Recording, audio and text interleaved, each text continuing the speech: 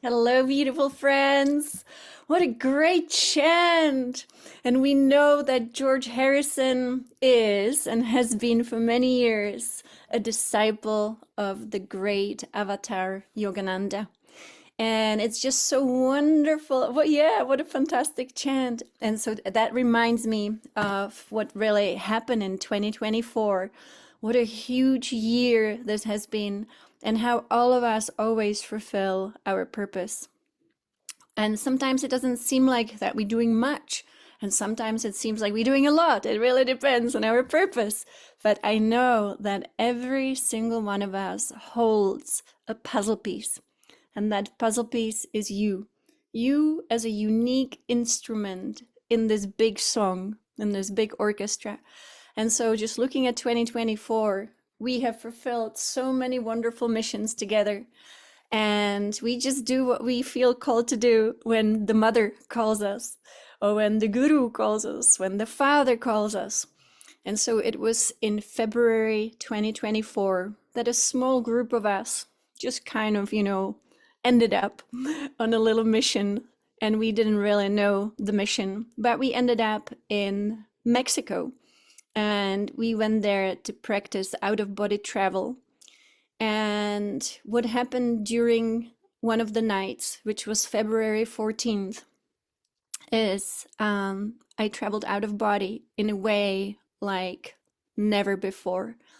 And it was the power of the collective that was present. So together we bring the energy and we support each other energetically. And that night I got to witness in Cosmos the celebration of the new Christed child, the new Krishna being. The title is Christ. It means the anointed one. Krishna is a title. It's a level of consciousness. And so a new Christed child was being celebrated on the 14th of February 2024 in Cosmos. It's a very big place. And the chant that the beings were chanting was Om Hare Krishna Krishna. And I always say I didn't really hear the Hare, but I knew the second word started with an H. And my husband said that must be Hare. And, sometimes you don't recall all the things that happen in these multidimensional realities. But I'll dare to say they were chanting Om Hare Krishna Krishna. And so it's part of the song here. So we've been through life-changing transformation of life on planet Earth since 2020. 2020 was the big opening of actually our physicality. And in 2020, massive amount of darkness was released from our physical bodies. If you have been working here with us for a while, you know we often work with the teachings and the transmissions of Orin. And Orin always says, you already are enlightened. You just have not realized it. And I'm saying you as humanity. So Orin always, as a being from these very high realms beyond the soul plane, Orin was always telling us for decades, you already are enlightened. You just haven't realized it. And so in 2020, there was this big release of darkness from our physical bodies.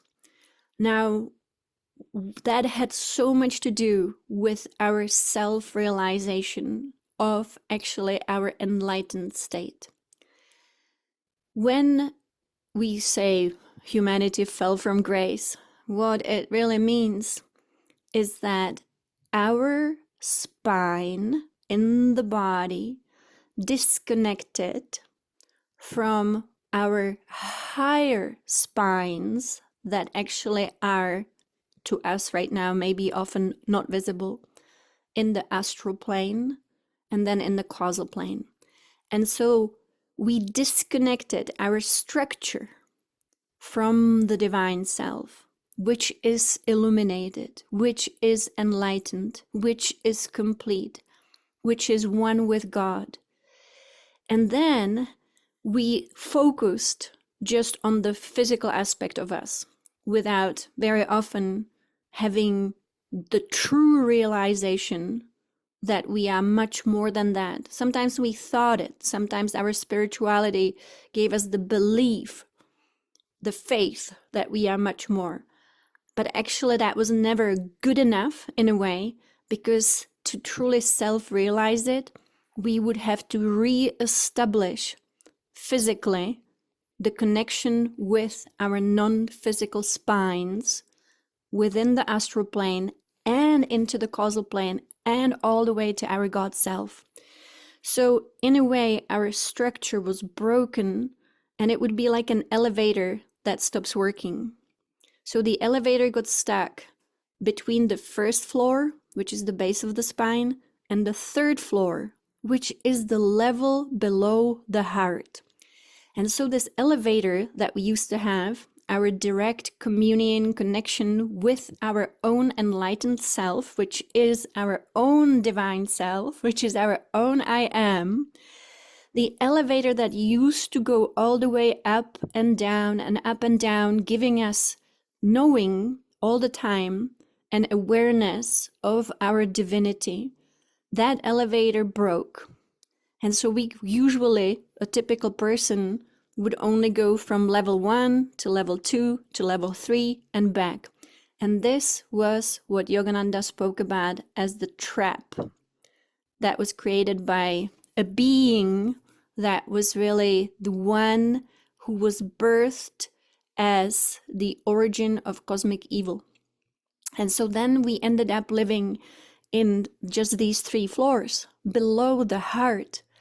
And then to be able to go up again, it required so much effort. It would be exactly like if you had a tower, and the tower had this long shaft where the elevator goes, but it would be broken. Not only the elevator would be broken, but even the tower would be now misaligned. The axis of the tree of life within us was misaligned.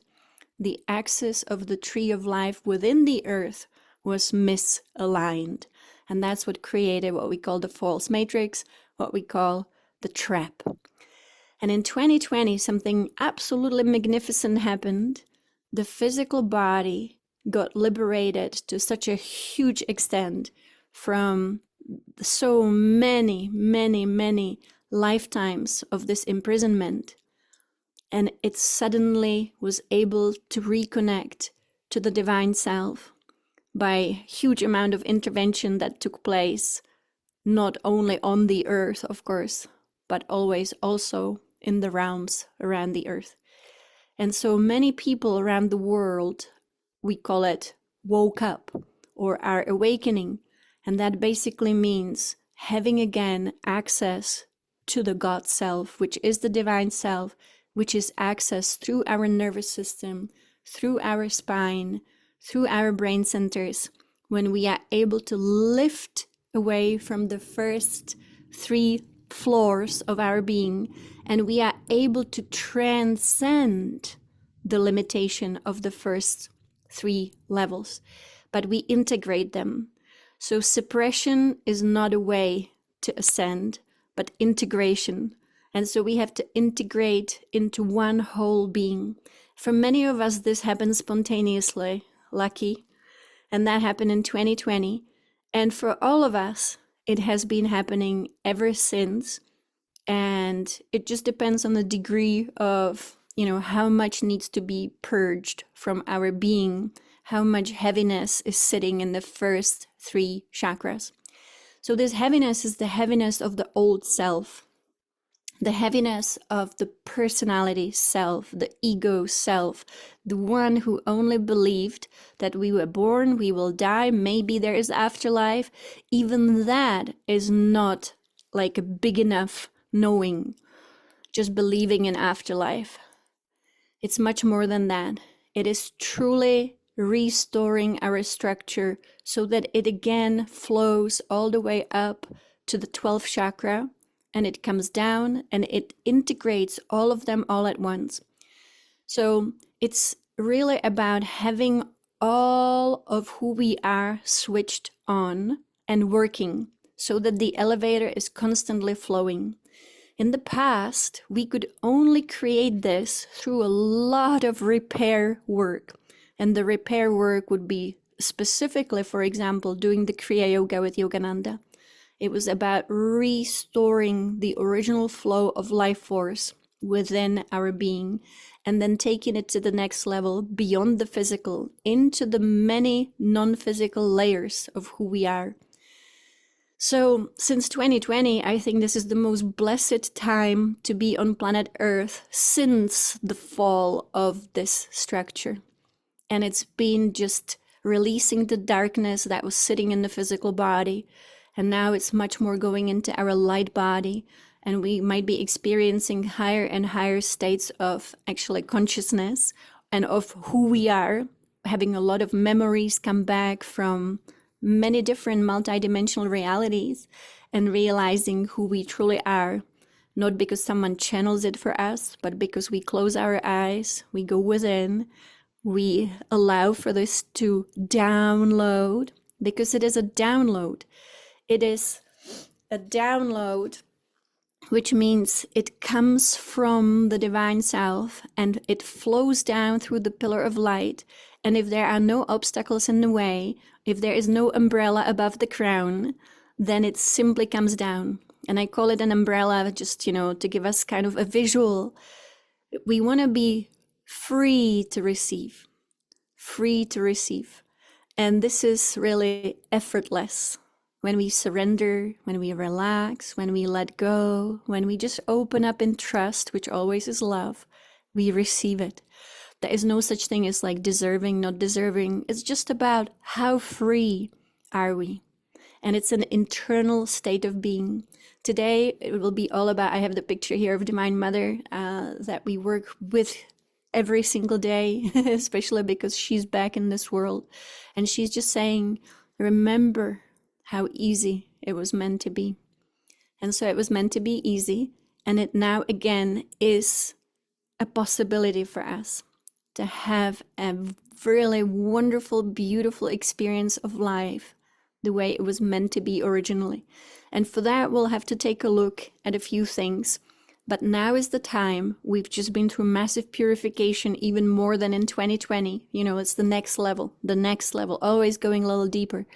And so the ethers yesterday, they were clearly showing us, if you meditated, that we once again released massive amount of what we would call darkness from our individual lives, energy fields, but also the collective. And so keep working with your beautiful violet flame every day. In Taoism, it's very interesting when they speak about the violet flame, they speak about it as simply the violet light in cosmos. And so it's much more the laws of physics. If we connect with the ultraviolet light, it can transmute the darkness. It can transmute the virus. And so every single day, and even if your life is already so perfect, do it for humanity every day.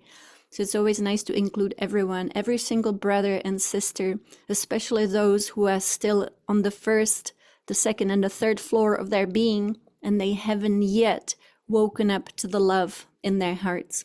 Because love obviously is the next level above the third.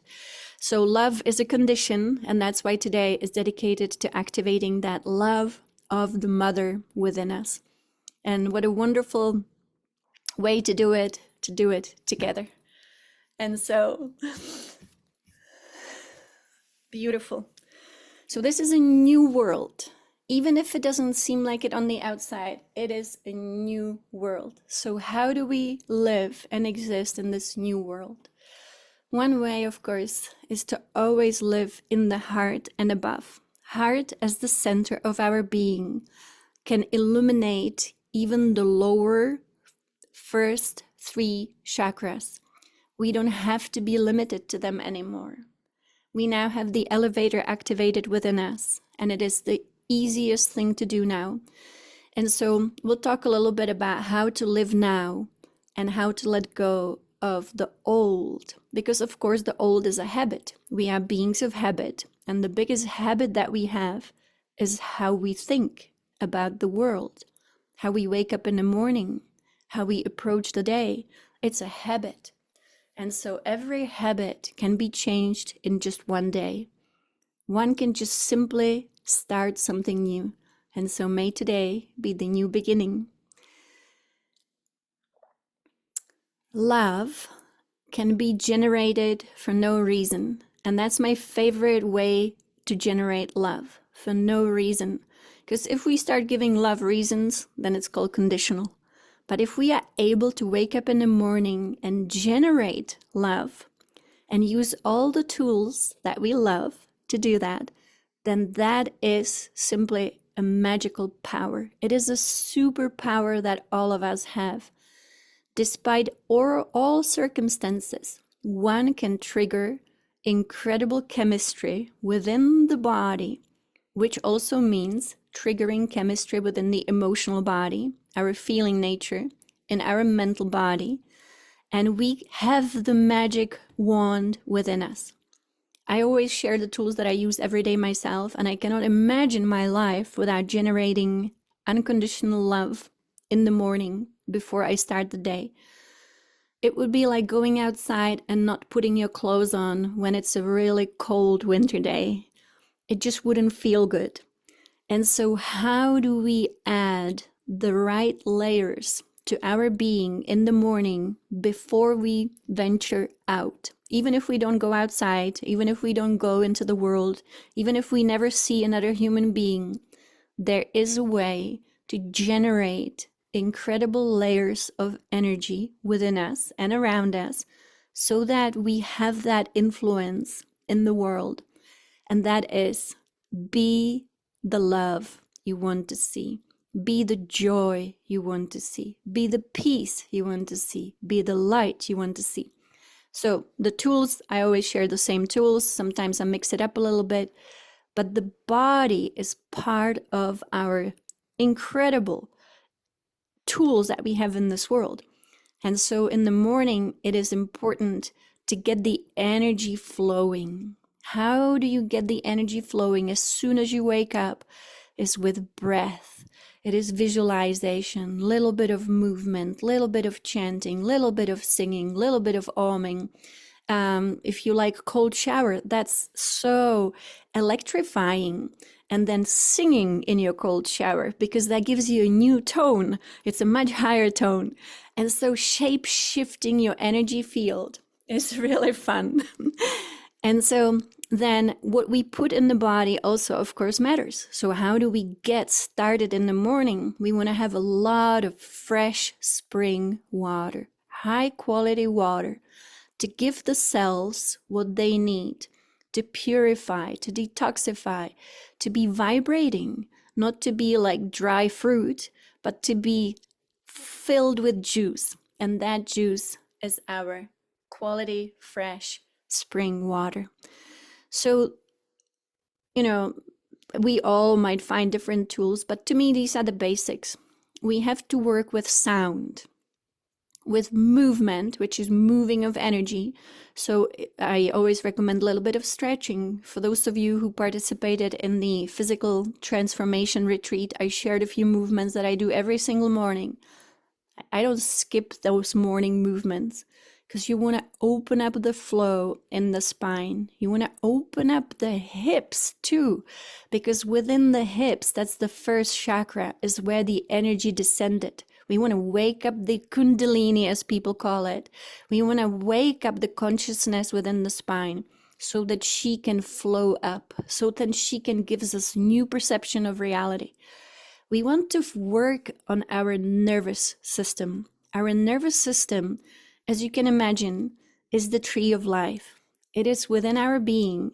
And depending on what the nervous system is attuned to, that is our reality.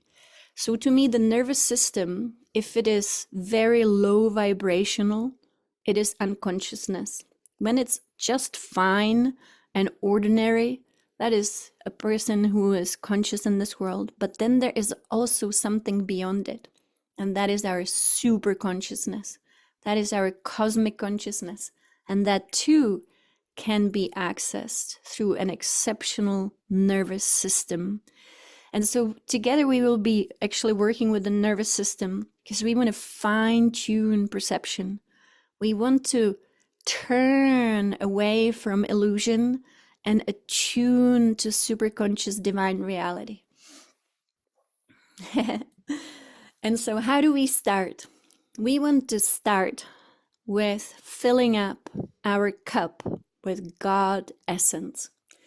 I learned this from our Divine Father when I often share this experience that I'm still, I'm living off of it. And that is what divine experiences do to us. Once we have a celestial experience that is so big, that it changes really who we are, it forever fuels us, it sustains us, but also it motivates us to share with others, to assist the world so that everyone can remember that we have divine parents and that we are part of incredible cosmic dream and that there is a way to have fun within the dream. And so I learned from Divine Father that the most important really thing to think about in the morning, in the evening, throughout the day is, am I filled with God essence? And I saw it as a milky white substance that filled our entire bedroom, and it permeated through my own being. And that's when the voice of Divine Father sounded and was explaining why this is important.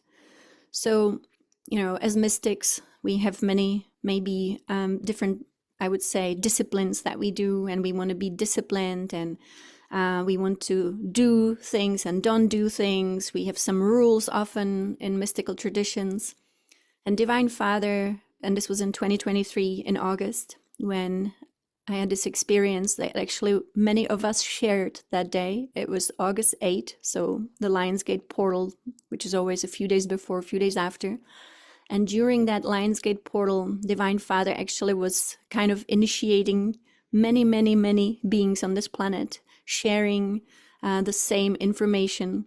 And that is that above all rules and beyond all restrictions we might put on ourselves and disciplines, there is the great one rule, and that is fill yourself up with God essence. And how you do it does not matter at all. As long as we are filled with this bliss, filled with this joy, filled with this ecstasy, because it's a very ecstatic God essence. So for me, this was the most incredible, ecstatic experience of my life. And that was truly feeling what it's like to be 100%, where you are bubbling with joy. It was really bubbling. And so how can we do that? So for some people, it might be meditation. For some people, it will be nature. For some people, it will be a song. For some people, it will be a prayer. But that would be like the guiding principle of our day. As I have this amazing opportunity to be here on this planet right now in this embodiment, every day is a golden opportunity to simply follow this simple principle. What will love do next so that we generate more and more and more of this God essence within us? And how can we, of course, share it with others? But the number one thing you always are sharing anyway, even if you're living in a cave, the vibration of a person who is filled with God essence is affecting all life on this planet. And so what is the flow? Because there is a flow to things. What is the flow calling us to do next, or even not do next? Will it be silence? Will it be meditation? Will it be contemplation? Will it be service? Will it be writing a book? Will it be singing a song?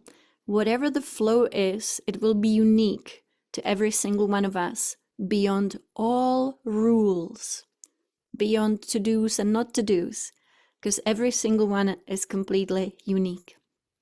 And so the number one thing, which I think is the nicest, most liberating directive, is just fill yourself up so that your cup runneth over. And that's it. And so if we have the luxury of the flow, because this world, as you know, we are emerging from a world that didn't want us to be in the flow. It wanted us to be very, very restricted. And the restrictions started very early in our early childhood. It was part of the schooling, part of the monetary system, part of the working system. And it suddenly disconnected us eventually from our flow. And so we are now restoring the luxury of being in the flow, which means we are listening within and not without. And then the within is what guides us. It actually is our divine self. And so every day, just a very simple question. Am I filling up with God essence? That's it. Am I filling up with God essence? We don't want to run low on it. And so if we are start running low, we have the tools. And the tool is violet flame, meditation, chanting, oming, sitting in nature, whatever it is again. But some tools are very, very powerful tools. So I always recommend, yeah. And it could be because, everything is energy. God essence ultimately is the purest, highest energy that we can fill ourselves up with. It could be a very simple prayer when you close your eyes and say, Divine Mother, I really love you. I'm going to hold on to you. And you visualize yourself with Divine Mother. But it could be simply even remembering a wonderful moment in your life. So let's say, for me, I always think about my grandparents, how loving they were. And so if I want to quickly fill up with God essence, is the easiest thing I imagine myself with my grandparents. And in that moment, I know I'm not fixating on them as the source of love, but I'm using them as portals through which I reliably get more God essence. Because I say, wow, thank you. I know everybody's just a character. Nobody is what they really seem to be. But we all fulfill our purpose. And that is we can be a portal of love for someone else. And so that's how we serve in this world. Through the kindness, through the love, through the compassion, through focus. And so how we fill up doesn't matter. But we fill up. Good. And again, we can move beyond the rules, right? Because energy is something we know that we can go outside and we can actually receive more energy directly from nature. We can ask to receive more energy. Last time when we worked with Oren, we were asking to receive extra energy. So you can think of yourself as a cup, and we want to be a full, overflowing cup. And we have to know our own self when you say, hang on a second, I am actually depleting my energy. So for some people, some things in this world can be depleting. The same thing might be massively energizing.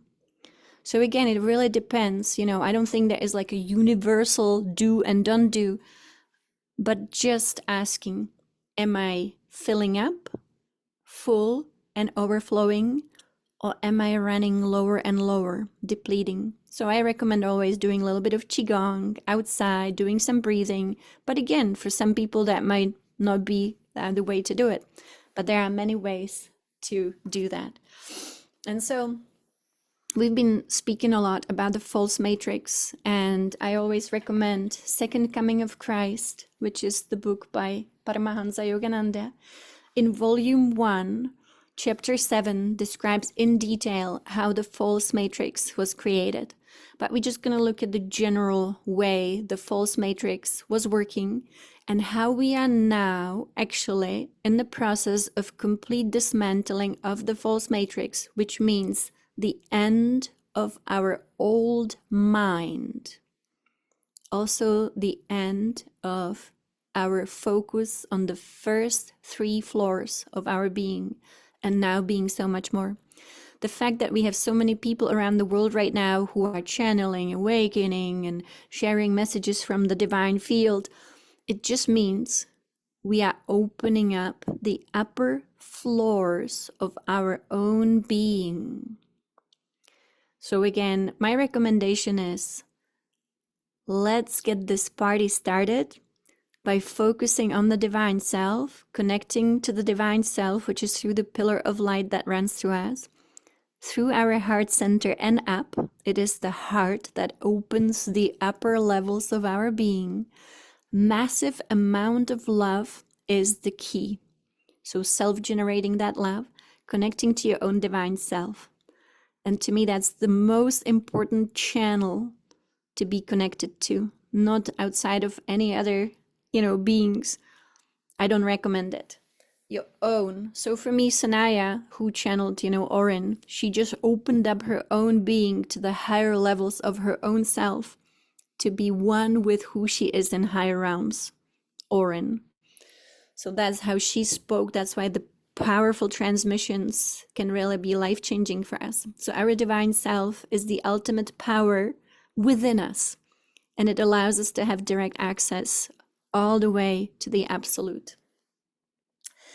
So when we descended, right, we descended through the pillar of light, which is the elevator from the 12th floor. And just like an elevator, when you descend, the elevator still remains intact. So again, think of yourself as a beautiful divine tower with 12 floors, which is our multidimensional self. And we go from 12, which would be our I am, our divine self, and we are slowly descending down. But the thing is, the elevator still remains the whole shaft of light, right? It remains, nothing's broken, so we can go up and down, we can be all of it all at once. So originally, the divine self would be shining the light that would descend through the pillar of light, and it would simply go down, but it would remain connected to the God self on the top floor. So the structure was working perfectly. And we could descend all the way into the world that we would call today the world of matter, but we would still keep in touch, of course, through the pillar of light with all that we are. So we were never helpless. We were never disconnected. We were never in the recycling cycle that was created, and we called it reincarnation. That actually was part of the trap. So originally you would have one tower with a divine elevator within you that would run all the way down into the world of matter, into the person, and there would be a connection, constant sustenance from cosmic life force, constant enlightenment. Enlightenment would not be a goal. It only became a goal in the false matrix.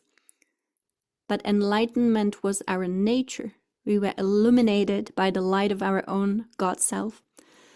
So when this disconnected, it would trap these beautiful, immortal beings that we are, always have been, and always will be actually, because the divine self could never ever be diminished or destroyed.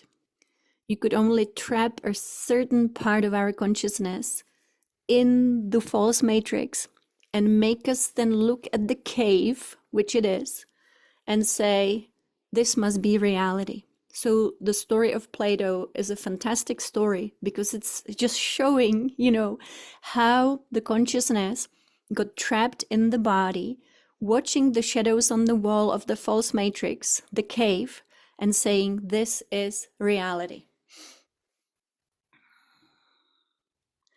And yes, there is an audiobook on YouTube for the Second Coming of Christ. You can listen to it again and again.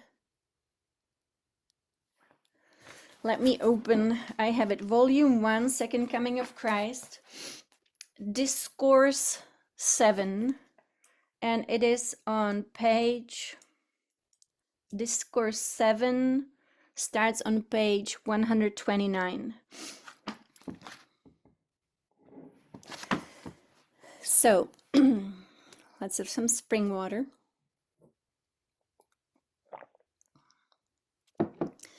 So we've had big words, to describe who created the false matrix, and I want to open our minds a little bit so that we don't focus on just one word. So this force that became a being in cosmos is the adversary. We can also know this being from Gnosticism as the demiurge, lesser god. We also, from Hebrew, have the word Satan, which simply means the adversary. The Gnostic tradition also gave this being another name, Yalbadeoch, We also have known this being from the Hebrew text as Samael, the king of demons. And so you can think of many, many different ways of describing it. But all of this is coming to an end because this cosmic cycle will be delivering so much light, and this light of God is always victorious. It has to do with our place in the galaxy and with our place in the universe, because we are moving, there's movement, and this movement is bringing so much light. And so this little trap, how it worked is that the beings in the cave, they also were manipulated, right, to believe that reality is what they see, that reality is what they touch, that reality is what they smell, that reality is what they taste. But actually, it was only because of certain manipulation. So this is from the second coming of Christ. And for those of you who are not familiar with Yogananda, Yogananda was not just what people would call a guru. Some people don't like having a guru because we've had so much manipulation. We've had false gurus in this world. Some people think the best guru is within us. But we did need beings who would enter the cave and they would remain fully connected to their God self, not losing the elevator within them. And Yogananda was one of those beings. Uncle Jesus was one of those beings. Ananda Mai, just to name a divine feminine being, was one of those beings. So when a being would enter the cave and they would be 100% connected to their divine self, they would be avatars. That would be a true guru, one with God. And so that's why Uncle Jesus was always speaking about, I am one with the Father. I and the Father are one. So the Father was what we would understand as the God self, as the divine self. One with the divine self. So you can imagine, I like this visual here of actually having the rope coming down. So most people, most beings would enter this false matrix and immediately the rope would be cut off. And then they would just look around and say, oh, I don't know who I am. I don't know where I came from. I don't remember anything about anything. And then they would just be culturalized by parents and schools and work to be one of the world. But the avatars, the great ones, when they would come into the world, they would keep a very strong rope constantly in every moment, connecting them like a lifeline to their God self. And so I saw how Yogananda, when he was here, and I saw Swami Kaleshwar, how when he was here, they never lost this connection. So we could say that they were constantly connected to Shiva. And again, I'm just using names, some people don't care about Shiva, but you can imagine just constant connection with Divine Father, constant connection with Divine Mother, not losing the connection for one split second, because that would be tragic. That would be going into unconsciousness. That would be going into the illusion and becoming one with it. So you see, we are so lucky, so lucky that we are here at this time when this rope was thrown back down to us in 2020. And now it's just up to us to every day seek for it within us. And once we find it, to hold on to it for dear life. Because nothing is the truth within the false matrix except for our lifeline that connects us with the God self.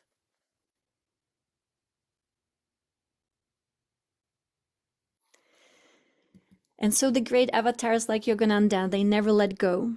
The great avatars like Swami Kaleshwar, like Anandamayi, they would never let go.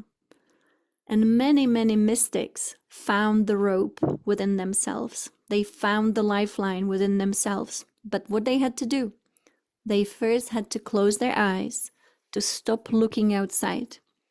The story of crucifixion is not exactly what it really seems like, but there is so much hidden meaning within it that had to be hidden. So the two thieves that were on the cross next to Jesus, that actually represents the two physical eyes. The cross in the middle is the alignment of our internal energy with our Christ self through the middle eye. So the eye in the middle, we call it the third eye, the middle eye.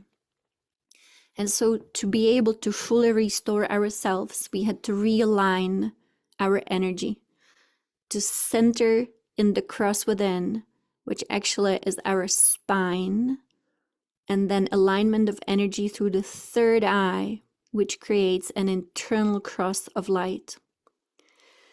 And so to be able to close the eyes, right, was important. That's what meditation is. To be able to restore the energy so that it flows in alignment with our divine self. That means restoring the elevator.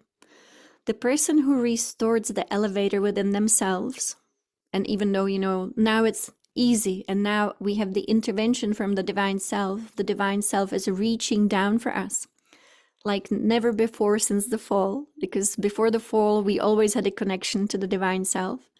The fall broke it. And so now the divine self since 2020 has been reaching to us saying, I am, I am, I am.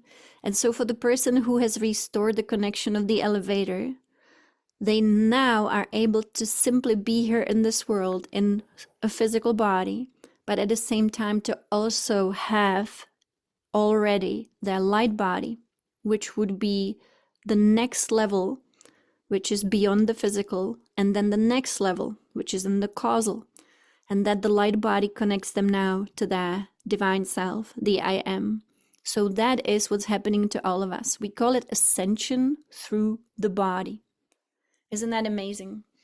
Ascension through the body is being here in this world right now, but at the same time having all these subtle bodies connected to us through the elevator that is constantly working. So even though we are still in this world, we have direct flow from the divine self that is reaching us, that is changing our consciousness. It's giving us new ideas.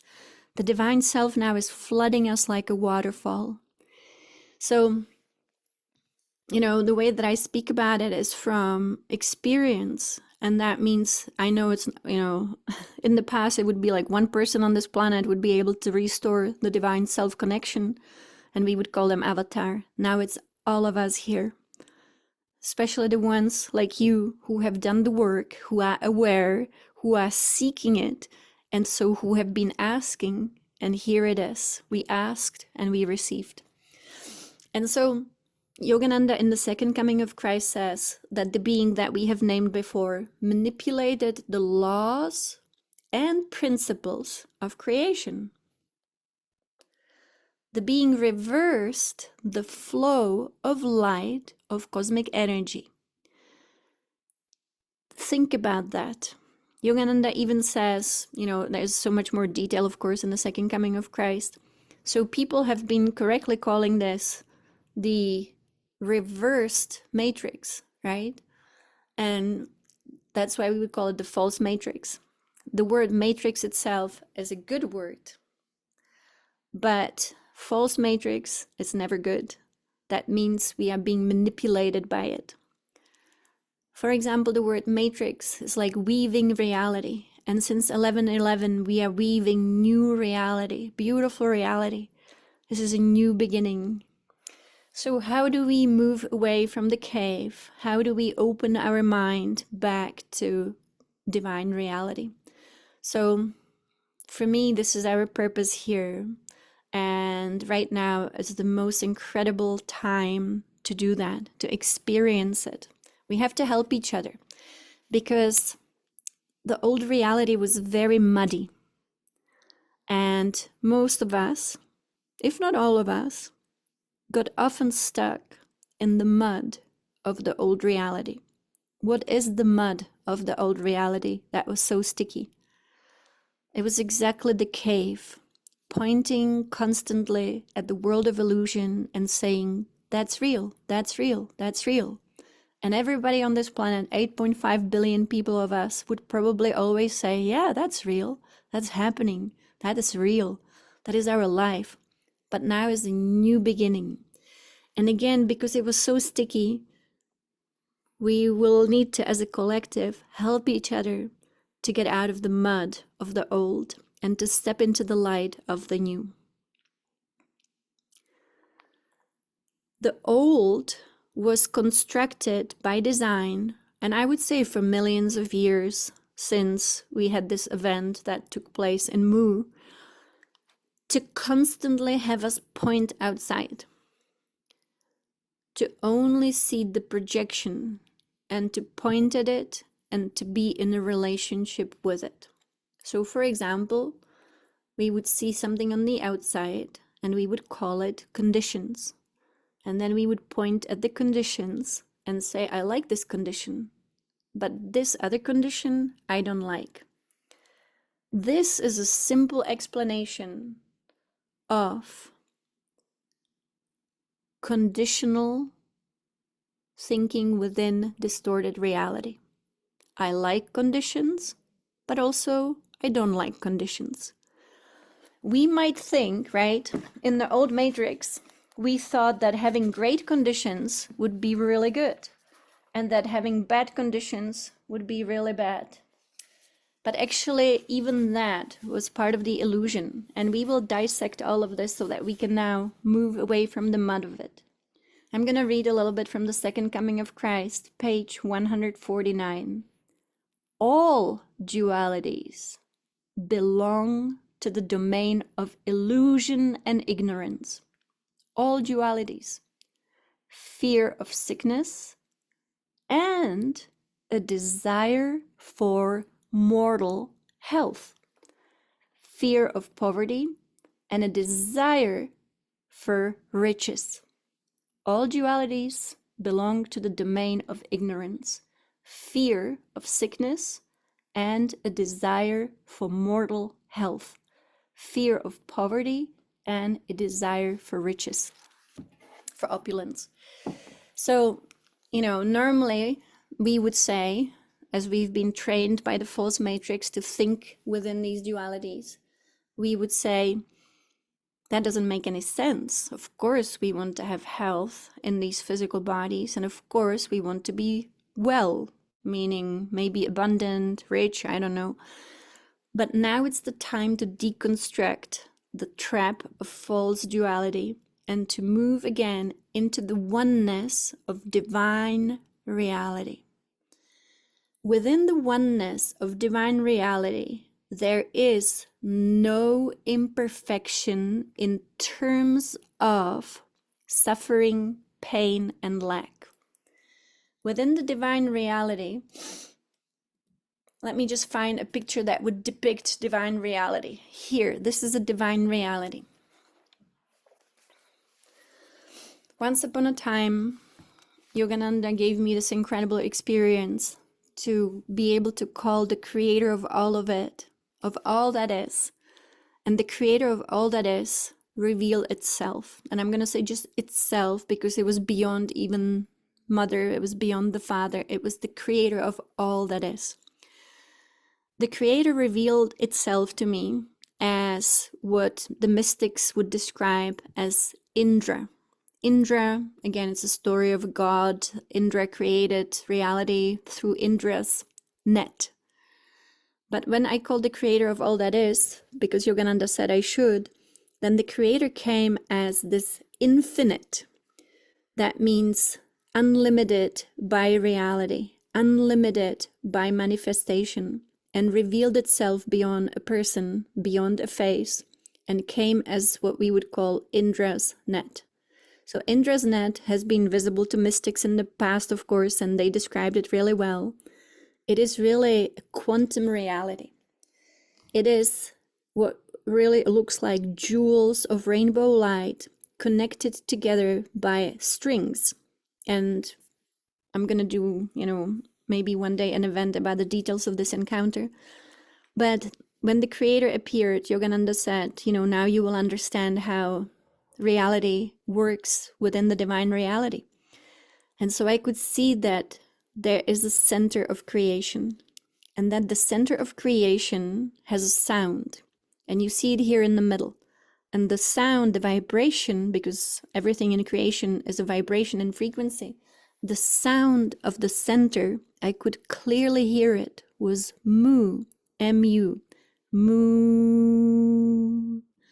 mu.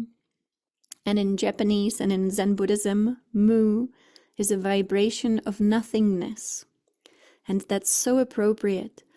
In the center of everything is also nothingness. Because if there was something in it, it would define it. We would then say, oh yeah, in the center is Divine Mother. Oh, okay, so Divine Mother is the center of creation. But we would limit it. So in the center is the unlimited nothingness. In the center is the unlimited nothingness, which also means it is the birth of everythingness. This is the entire then teaching of the Tao Te Ching, but I was able to receive this information directly from the creator of all that is. Now this really relates to us all, how we will be emerging from the false matrix. This is also the Bhagavad Gita. This is the entire teachings of Yogananda in the science of religion. So I was able to hear and see, and the sound was mu, M-U. And it's very interesting because if you know, our first motherland here on planet Earth was called mu. It had the vibration of the center of creation. Now, Görge, if you're still on the call, in the Bhagavad Gita is a quote where the Lord says, I am the Lord of everything, right? I create the light and darkness. Would you be so kind and find the quote for us where the Lord responds to Arjuna? Thank you so much. So that is the quote that would explain the design of divine reality. From the center, I could observe, comes what we would call light and dark, light and shadow. But the dark was not negative. The dark was not evil. The dark was not what we would today call, demons. No, the dark was just a shadow to create with the light this monumental dream. So it would be the dream of yin and yang. It would be the dream of what we would call two polarities. Not exactly duality, but polarity. And it would be the polarity of what we call plus, positive, minus, negative. So from the core of creation come these two glorious poles, and they are polar opposites, just like magnets. This is actually everything to do with magnetism. Magnetism meaning positive and negative pole. When we look at a magnet, we don't say the negative pole is evil. We say it simply is negative. It works with the positive. Exactly. So this gave birth to creation, just like what Jujana said here, without dark, we cannot experience light, just like in art. So this was not about darkness, evil, demons. No, this was truly about how do we create this piece of art that is creation so that we can perceive it somehow with our different senses, not just the senses we have. So from the center of all had to come this beautiful polarity that is magnetic, this attraction between what we would call divine feminine and the attraction between the divine feminine and the divine masculine. That's why the divine feminine is often spoken about as the negative magnetic pole, and the divine masculine is spoken about as the positive. But again, right, we are now emerging from the distorted reality. So what did the being do who created the false matrix? That being actually distorted this blueprint of creation, and instead of having simply plus and minus, positive and negative, the being created imperfection within this design. So you could say that when we looked at this, he manipulated the laws and principles of creation. He reversed the flow of light of cosmic energy. And so this being that we spoke about, the one who wanted creation to himself through selfishness, simply created a glitch into the flow of cosmic energy, created a glitch into these two trumpets of creation that were essential to creation. We call this the Divine Mother, Divine Father, God, and the attraction between them as magnets, as magnetic energy, which is love. Magnetic energy is love. We call it attraction in this world, which is so fascinating because, yes, it is about actually attraction, but not physical attraction. It's an energetic attraction. And so, Gorga, thank you for posting these beautiful quotes from, from the Bhagavad Gita.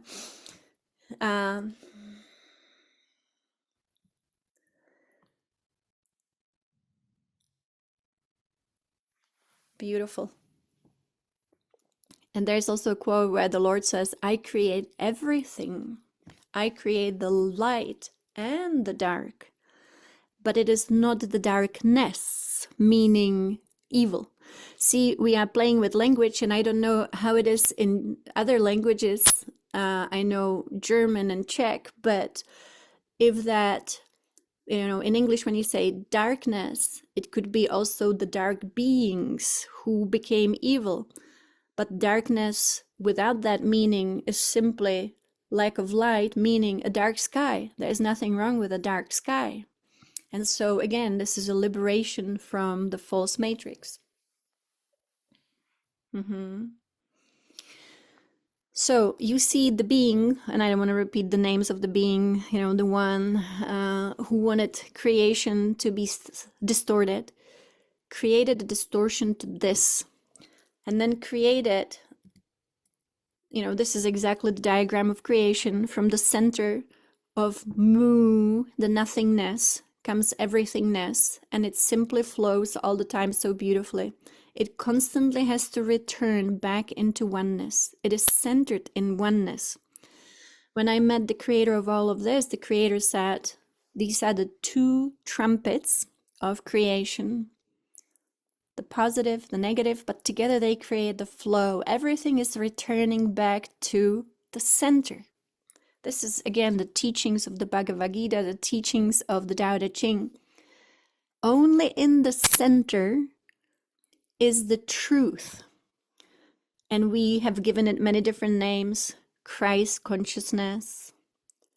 And I will again go into the depth of this because it's important, because we will start living in this new reality. This is the new design of our reality in which all returns to the center.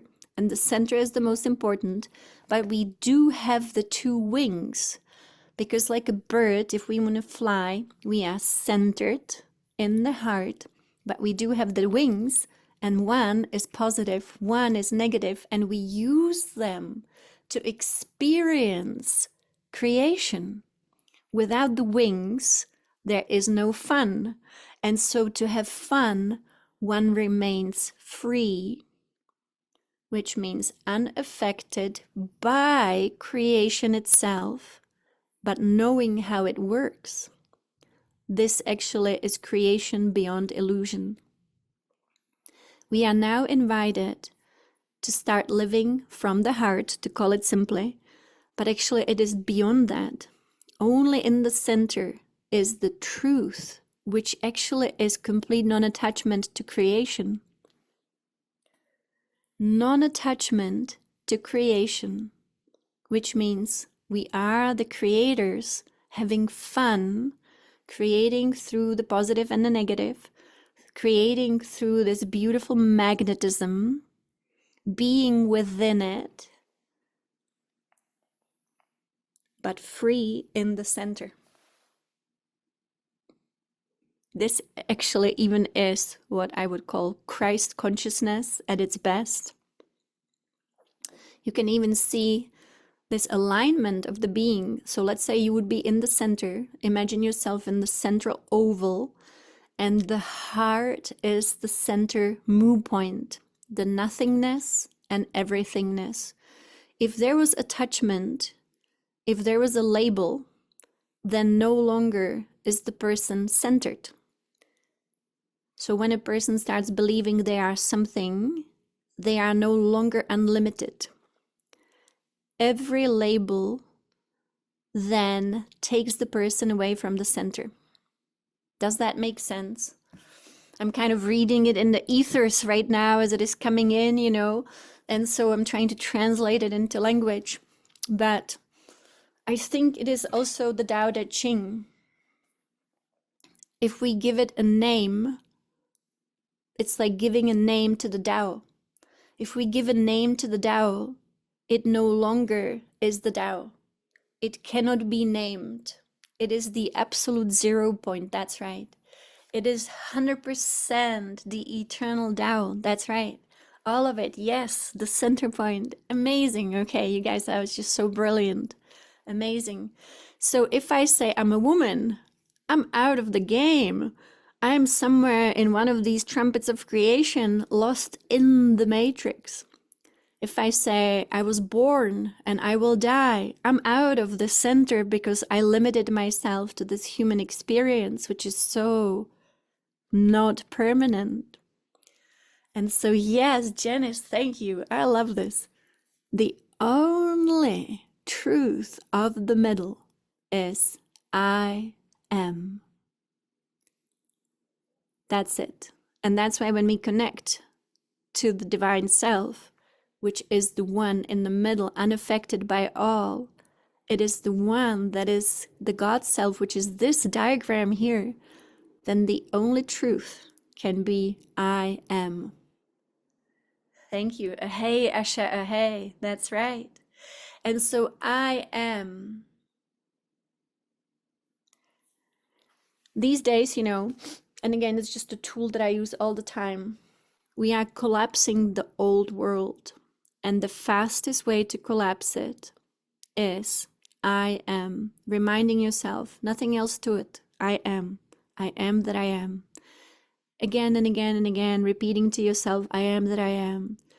And I always mention the mudra. So when you cross your fingers so that your index finger and your middle finger are crossed. Like when you say, keeping my fingers crossed. Thank you, Romina. It's always so helpful to see it. But if you do it on both hands simultaneously, that means you are collapsing this trap that the being that we knew as many different names created.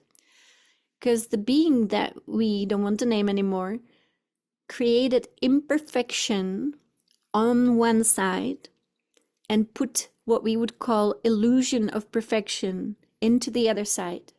So the person who was dissatisfied would be looking into the opposite side for satisfaction. Voldemort, I like it. Voldemort, that's right. And so see how it worked. It was genius, to be honest. It was really genius. One has to say it worked really well, because dissatisfaction would create desire.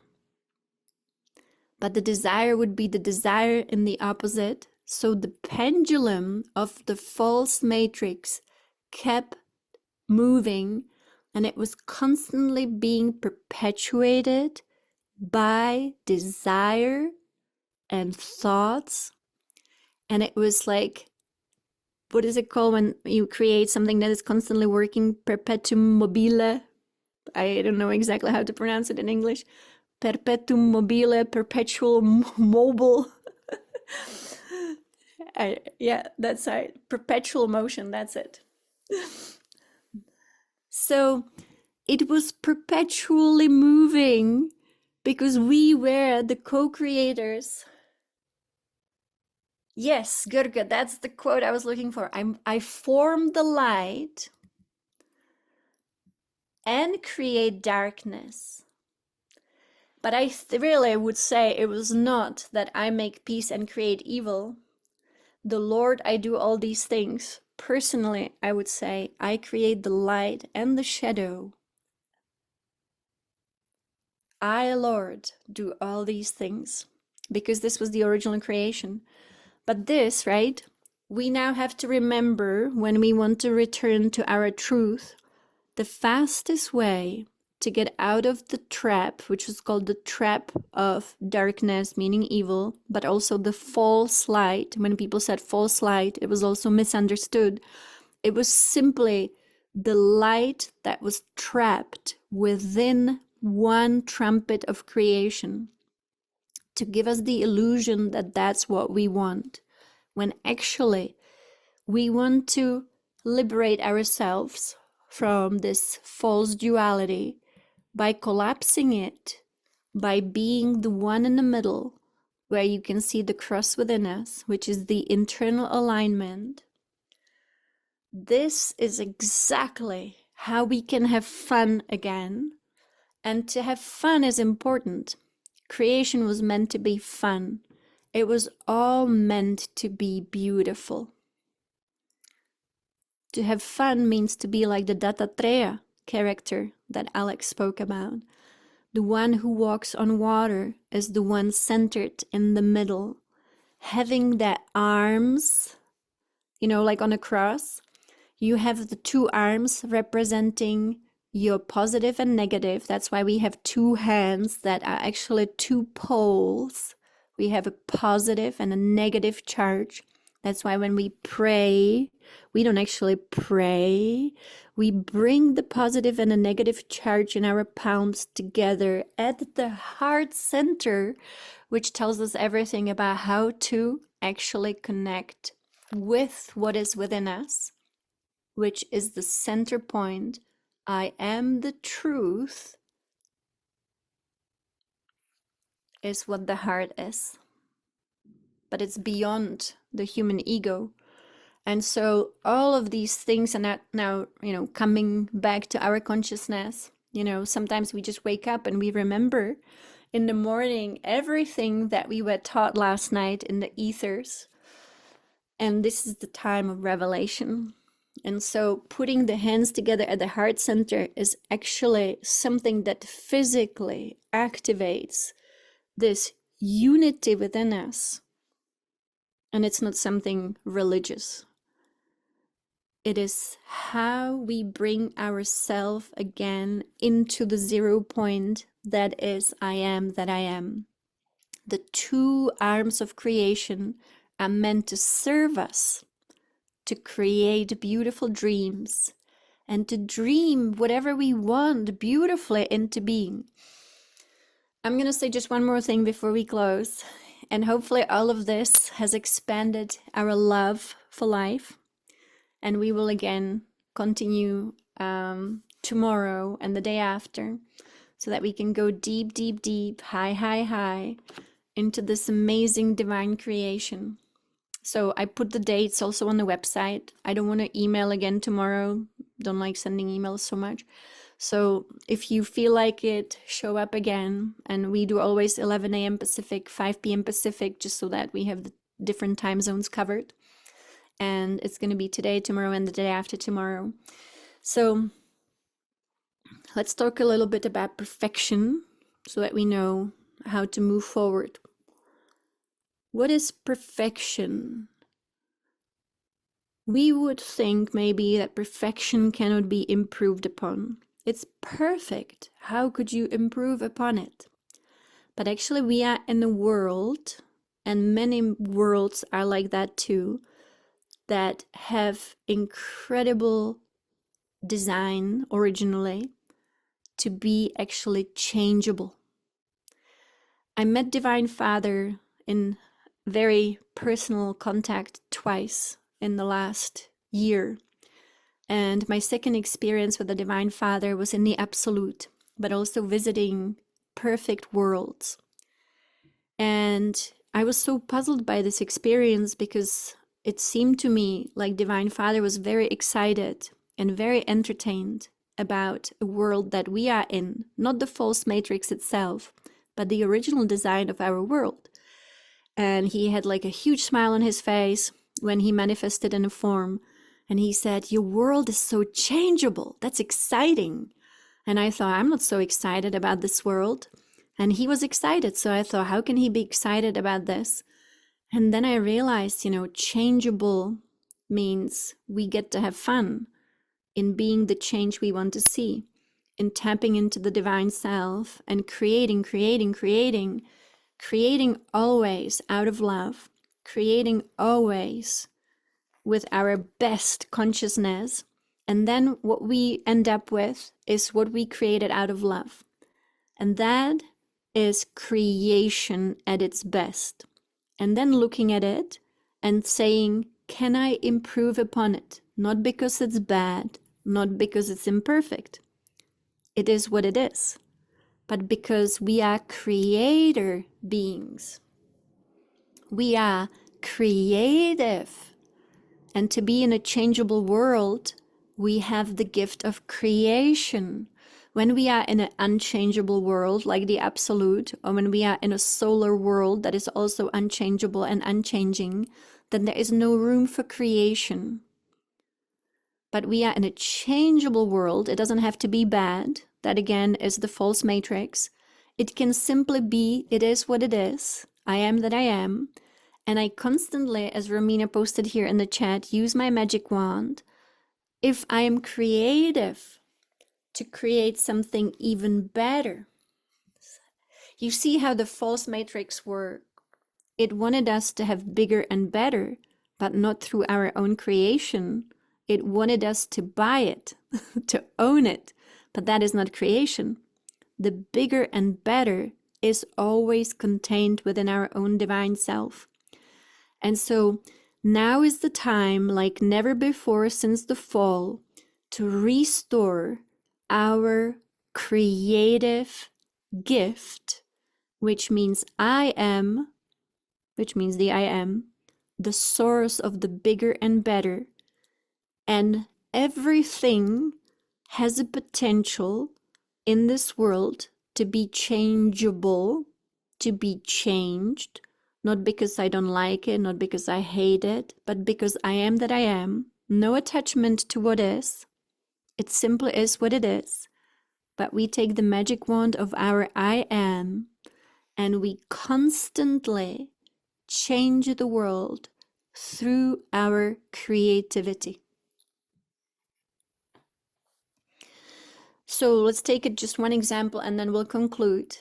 Let's say that you see the world as it is right now and you see all those things that still exist because they were created within the false matrix.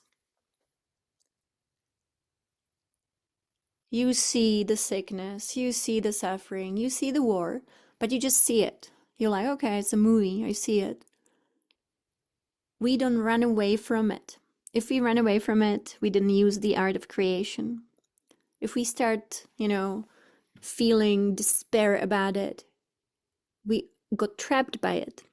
We had a reaction to it, we got tempted by it, and now we are back in the false matrix.